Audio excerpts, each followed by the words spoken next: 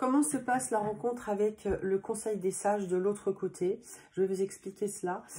Par contre, ceux qui ça n'intéresse pas, ceux qui disent que je suis un petit peu folle ou je ne sais pas, eh bien, moi, je ne vous oblige pas du tout à écouter ce que je vous explique. Je m'adresse à ceux qui sont éveillés, ceux qui n'ont pas voilà, vécu suffisamment de vie derrière eux, n'ont pas l'ouverture de conscience nécessaire pour comprendre. Ça n'est pas un problème, hein, ce n'est pas une question d'intelligence, pas du tout. C'est une question d'ouverture de conscience. Donc, ceux que ça intéresse, eh bien, je vous explique tout ça tout de suite. Et les autres, eh bien, passez votre chemin. Donc, le conseil des sages.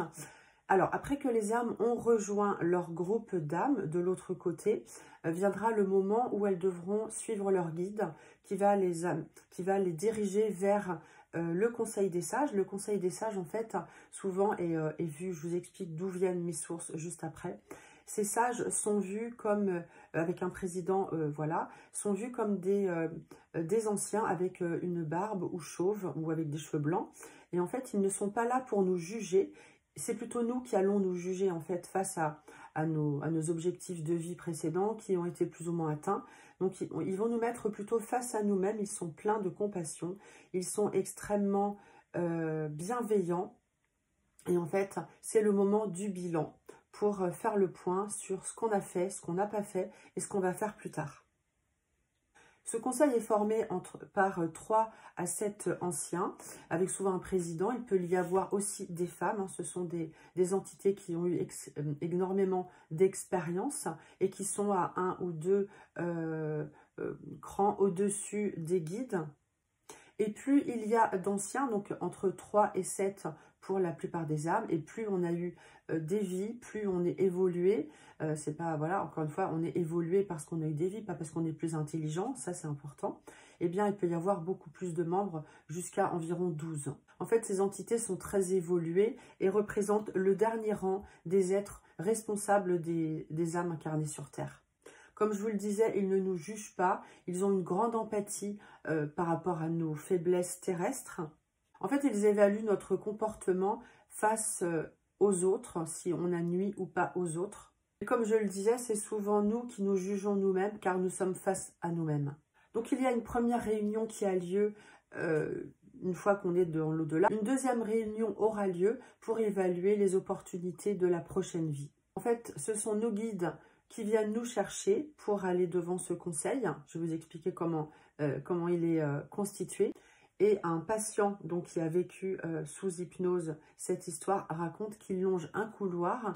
Il va vers une sorte de salle d'attente aux lumières tamisées, à l'ambiance sereine avec de la musique. Il passe devant des salles de classe, car en fait, oui, de l'autre côté aussi, on étudie si on veut. On peut se reposer, mais on peut aussi étudier. Il y a de belles plantes, une fontaine coule, c'est la salle d'attente. Puis, la salle des conseils, eh bien, c'est comme un atrium, une pièce plutôt ronde avec un bureau en forme de croissant. Au centre, on a le président et autour, les différents sages. En face, ici, il y aura donc l'âme qui vient se faire entendre. Et à sa gauche, il y aura son guide. Au préalable de cette réunion, il y aura eu un débriefing avec les guides. Les sages donc nous écoutent et nous demandent ce qu'on a fait de notre vie. Est-ce qu'on a atteint notre objectif, parce qu'en fait, avant de s'incarner, on va dire, bah, tiens, je vais travailler sur la colère, je vais travailler sur mon problème de pouvoir, je vais travailler sur la jalousie. On a tous un travail à faire. C'est pour ça qu'on est sur Terre, donc ils nous interrogent. Alors, les sages sont plus indulgents avec les âmes jeunes, car ils ont moins d'expérience. Les échanges se font par télépathie.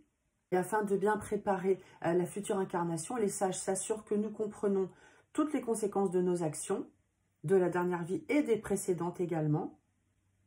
Et sans être pointés du doigt, ils nous interrogent sur nos sentiments, sur les sentiments que nous avons eus envers les autres, l'usage de notre corps, le pouvoir que l'on a exercé sur les autres, le bien que l'on a pu faire autour de soi, toutes les influences subies.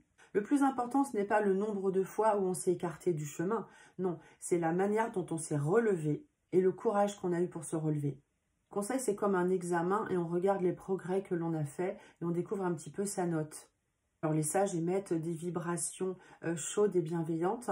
Ils sont habillés de grandes robes avec des couleurs entre blanc et violet. Un patient explique que lors de sa précédente vie, eh bien, il ne reconnaissait pas tellement les femmes, il les excluait de sa vie.